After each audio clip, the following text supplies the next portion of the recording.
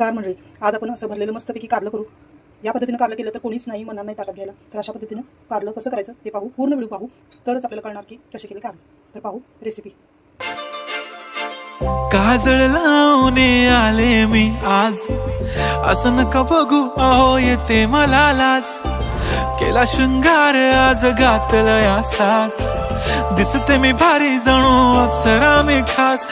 नखरेवाली कुठे निघाली घालून साडी लाल गुलाबी, पागल करते तुझे मोरनीशी चाल.